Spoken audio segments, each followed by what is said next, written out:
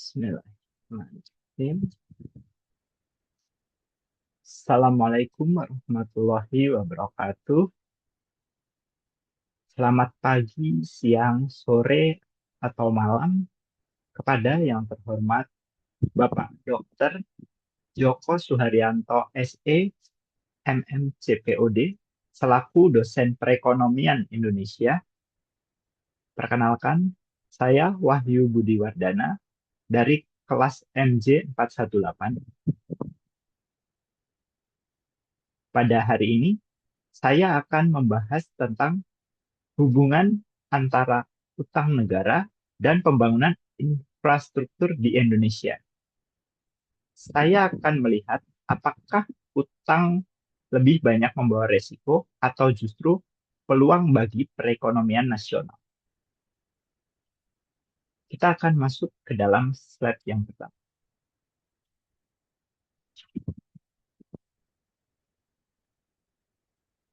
Pertama, kita akan membahas mengenai latar belakang. Secara sederhana, utang negara dipakai ketika penerimaan negara belum cukup untuk membiayai pembangunan.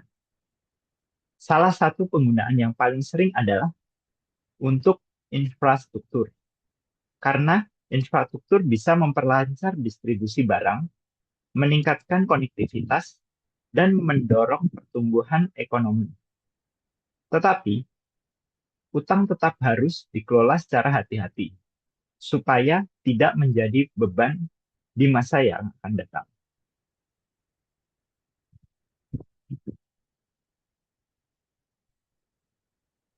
Kalau melihat kondisi terkini,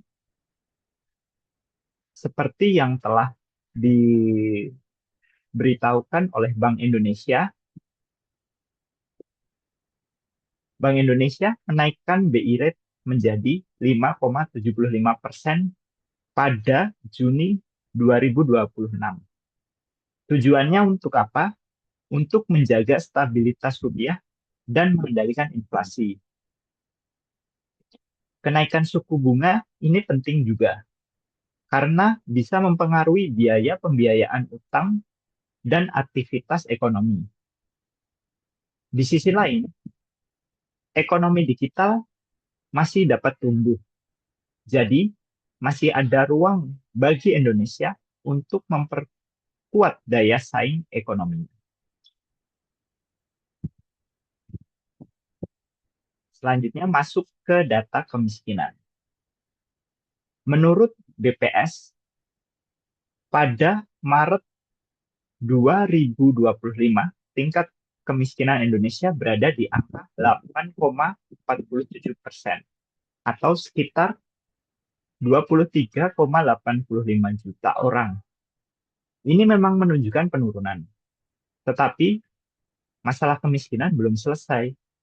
Bahkan kemiskinan di pedesaan masih lebih tinggi daripada di perkotaan. Artinya apa? Pembangunan belum sepenuhnya merata, sehingga infrastruktur tetap dibutuhkan untuk membuka akses ekonomi ke daerah-daerah.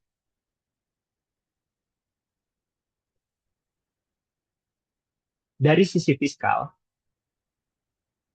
kita dapat mengetahui utang pemerintah per Maret 2026 tercatat sekitar 9.920,4 triliun dengan rasio 40,75% terhadap PDB ekonomi.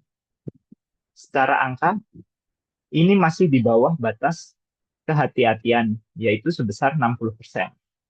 Jadi, secara umum masih dianggap aman. Namun, yang lebih penting bukan hanya besar utangnya, tetapi apakah utang itu dipakai untuk kegiatan yang produktif, menghasilkan manfaat terhadap ekonomi. Dalam teori ekonomi, utang bisa berdampak positif bila menghasilkan fiscal multiplier. Apa yang dimaksud fiscal multiplier? Yaitu belanja pemerintah mampu mendorong pertumbuhan ekonomi yang lebih besar. Tapi utang juga harus memenuhi prinsip debt sustainability, yaitu tetap bisa dibayar tanpa mengganggu keuangan negara. Apabila terlalu besar, maka akan muncul crowding effect, yaitu pembiayaan swasta menjadi tertekan karena dana terserap oleh pemerintah. Selanjutnya, peluang utang infrastruktur. Kalau dikelola dengan baik, utang untuk infrastruktur justru bisa menjadi peluang besar. Infrastruktur yang baik dapat menurunkan biaya logistik, mempercepat arus barang, dan meningkatkan konektivitas antar wilayah. Selain itu, pembangunan infrastruktur juga bisa menarik investasi, membuka lapangan kerja, dan memperluas akses ekonomi digital. Namun, ada juga resiko yang perlu diwaspadai.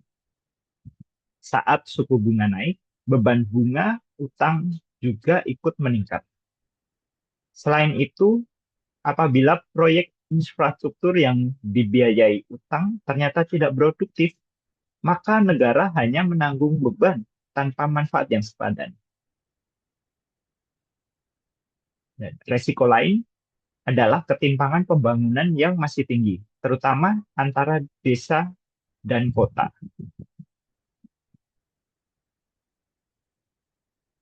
Oleh sebab itu, terdapat beberapa rekomendasi kebijakan yang bisa saya utarakan, yaitu untuk pertama, utang harus diarahkan ke proyek yang benar-benar produktif dan punya dampak yang jangka panjang. Pemerintah juga perlu melakukan evaluasi yang ketat dan transparan.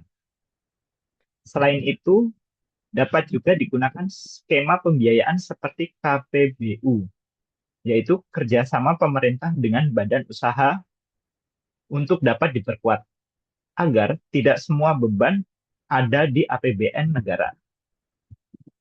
Dan yang paling penting, pembangunan harus membantu mengurangi kesenjangan antara desa dan kota. Kesimpulannya, utang negara bukan masalah selama dikelola secara disiplin dan digunakan untuk hal yang produktif. Infrastruktur bisa menjadi alat pertumbuhan ekonomi yang kuat kalau diarahkan dengan tepat.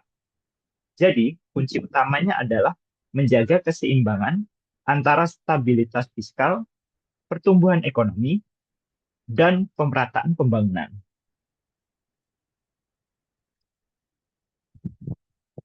Berikut tadi merupakan presentasi dari saya mengenai hubungan antara utang negara dan pembangunan infrastruktur di Indonesia.